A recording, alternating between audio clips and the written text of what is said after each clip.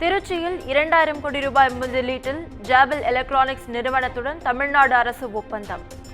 5000 பேருக்கு வேலைவாய்ப்பை உருவாக்கும் வகையில் முதலமைச்சர் முன்னிலையில் கையெழுத்தானது.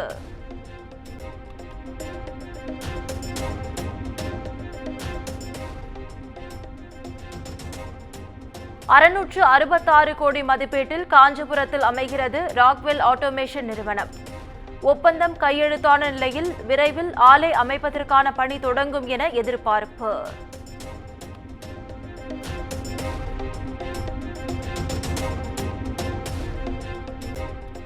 தமிழ்நாட்டின் தொழில் வளர்ச்சிக்கு முக்கிய முதலீடுகள் ஈர்க்கப்பட்டுள்ளது. பல்லாயிரம் பேருக்கு வேலைவாய்ப்பு கிடைக்கும் என முதலமைச்சர் மு.க.ஸ்டாலின் கருத்து.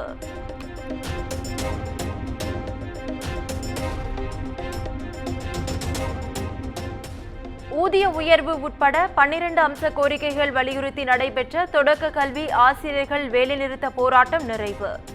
ஆசிரியர்களின் ஆர்ப்பாட்டத்தால் மாணவர்கள் கல்வி பாதிக்கப்பட்டதாக பெற்றோர் குற்றச்சாட்டு.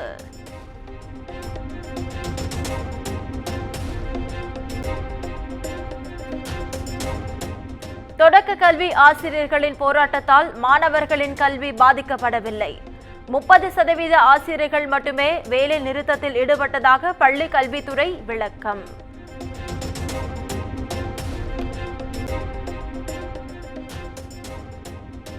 பல்வேறு கோரிக்கைகளை வலியுறுத்தி வரும் 12ஆம் தேதி உண்ணாவிரத போராட்டம் நடத்தப்படும். பகுதி நேர ஆசிரியர்கள் சங்கத்தினர் அறிவிப்பு.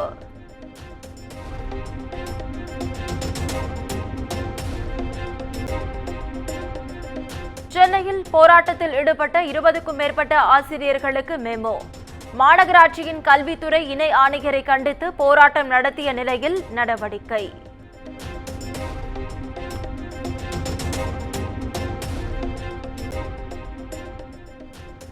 சாராய மரணங்களுக்கு அரசு 10 லட்சம் இழப்பீடு வழங்குவது ஏற்புடையதல்ல என விசிக தலைவர் திருமாவளவன் கருத்து.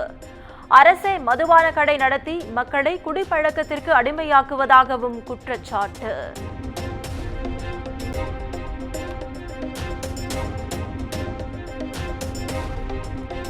அக்டோபர் 2ஆம் தேதி நடைபெறும் விடுதலை சிறுத்தைகளின் மது ஒழிப்பு மாநாட்டில் பங்கேற்குமாறு அதிமுகவுக்கு அழைப்பு. மக்கள் பிரச்சினைக்காக எந்த சக்திகளோடும் இணைந்து போராடுவோம் என திருமாவளவன் பேட்டி.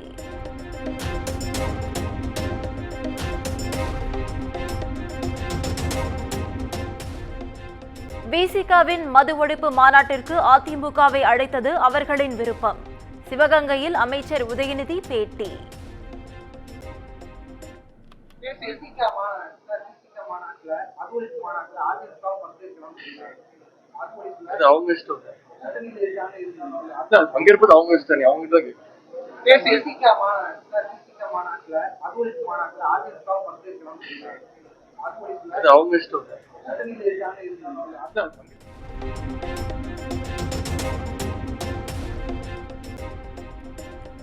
விசிக நடத்தும் மது ஒழிப்பு மாநாட்டில் பங்கேற்பது பற்றி அதிமுக தலைமை முடிவெடுக்கும்.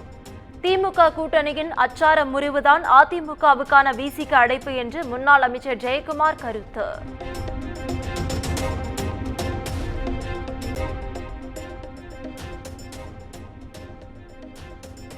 மதுவிலக்கை வலியுறுத்தி விசிக மாநாட்டை நடத்துவது அவர்களது கருத்தை தெரிவிக்கத்தான்.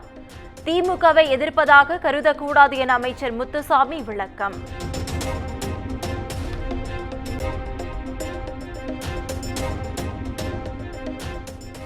புதிய தேசிய கல்விக் கொள்கை கல்வியில் மாநிலத்தின் அரசியல் அமைப்பு சுயாட்சியை மீறுவதாக உள்ளது. மத்திய அமைச்சர் தர்மேந்திர பிரதானுக்கு அமைச்சர் அன்பில் மகேஷ் பதிலடி.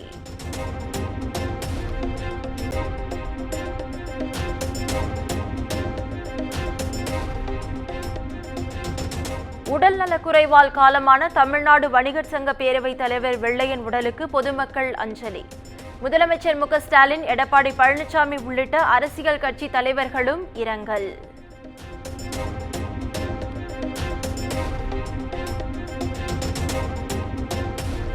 வணிகர் சங்க பேரவைத் தலைவர் வெள்ளையன் மறைவையொட்டி 2 நாட்கள் கடையடைப்பு. புதனன்று வட தமிழகத்திலும் வியாழனன்று தென் தமிழகத்திலும் கடையடைப்பு நடத்தப்படும் என வணிகர் சங்க பேரவை அறிவிப்பு.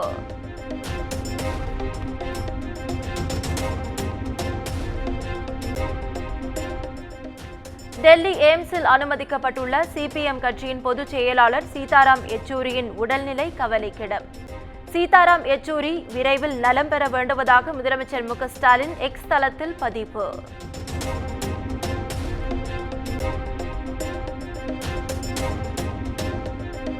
ஊரக பகுதிகளில் உள்ள 5000 நீர்நிலைகளை புனரமைக்க நிதி ஒதுக்கீடு.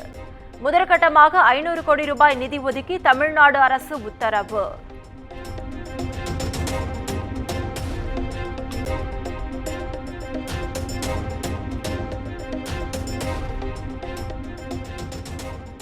ஹஜ் பயணம் செய்ய விண்ணப்பிப்பதற்கான கால அவகாசம் நீட்டிப்பு. 23ஆம் தேதி வரை நீட்டித்து தமிழக அரசு உத்தரவு.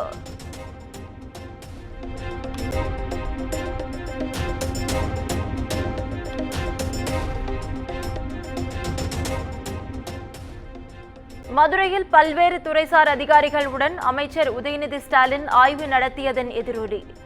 பணியில் தொய்வு காட்டிய 4 பேரை பணியிட மாற்றம் செய்து அதிரடி உத்தரவு.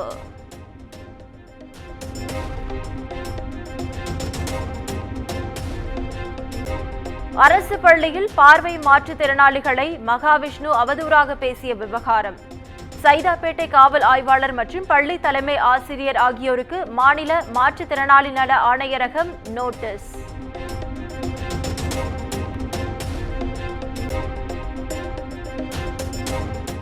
மாவட்ட நீதிபதி அந்தஸ்தில் உள்ள 3 சென்னை உயர்நீதிமன்ற நீதிபதிகளாக நியமிக்க கொலீஜியம் பரிந்துரை. R Poornima, M Jothiraman, Augustine Devadas, Maria Clete ஆகியோரை நியமிக்க பரிந்துரை என தகவல்.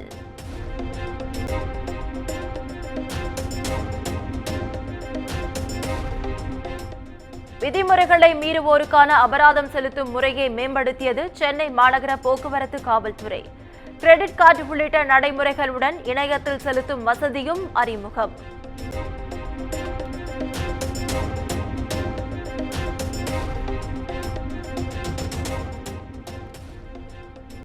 கிருஷ்ணகிரியில் சிறுமி பாலியல் வன்கொடுமைக்கு உள்ளாக்கப்பட்ட சம்பவத்தில் மேலும் ஒருவர் கைது. முக்கிய குற்றவாளி சிவராமனுக்கு உடந்தையாக இருந்த ஜிம் மாஸ்டரை கைது செய்து போலீசார் விசாரணை.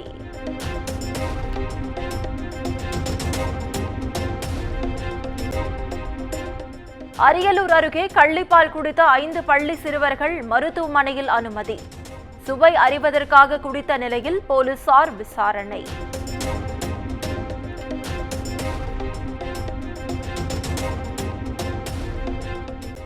இலங்கையில் இருந்து சென்னைக்கு எலக்ட்ரானிக் உள்ளிட்ட பல்வேறு பொருட்களை கடத்தி வந்த 23 பேர் அதிரடியாக கைது. 10 லட்சம் ரூபாய் அபராதம் விதித்து சுங்கத்துறை அதிகாரிகள் தீவிர விசாரணை.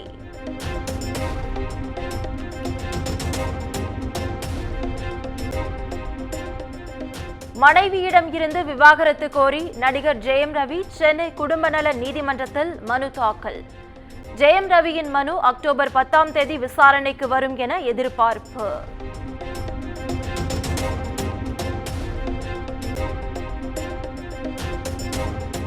பதினான்கு ரயில்களில் படுக்கை வசதி உள்ள பெட்டிகளை குறைத்து கூடுதலாக முன்பதிவில்லா பெட்டிகள் இணைக்கப்படும். அடுத்த ஆண்டு ஜனவரி முதல் நடைமுறைக்கு வருவதாக தென்னக ரயில்வே அறிவிப்பு.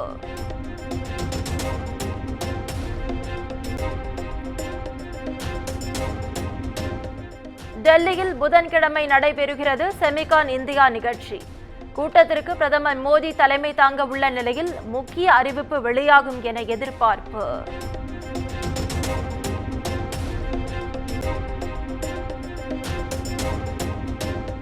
மணிப்பூரில் கலவர பதற்றம் நீடித்து வரும் நிலையில் மாநிலம் முழுவதும் 5 நாட்களுக்கு இணைய சேவை நிறுத்தம். மீண்டும் வெடித்த கலவரத்தில் ஒரே வாரத்தில் 11 பேர் கொல்லப்பட்ட நிலையில் நடவடிக்கை.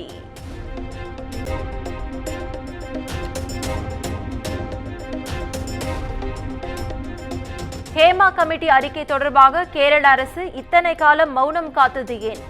கேரள உயர்நீதிமன்றம் சரமாரி கேள்வி.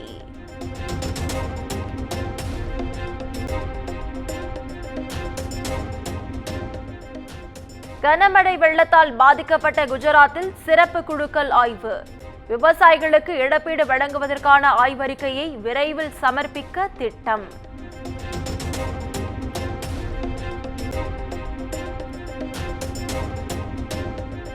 அமெரிக்காவின் புளோரிடாவில் இருந்து விண்வெளி வீரர்களுடன் புறப்பட்டது ஸ்பேஸ் எக்ஸ் டிராகன் விண்கலம். இதுவரை எட்டப்படாத பூமியின் சுற்றுப்பாதையை அடைந்து சோதனை மேற்கொள்ள திட்டம்.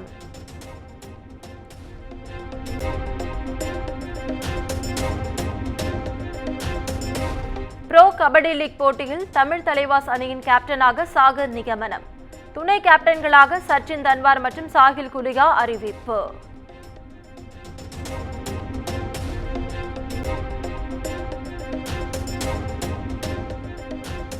$300 கோடி வசூலை தாண்டியது விஜயின் தி கோட் திரைப்படம்.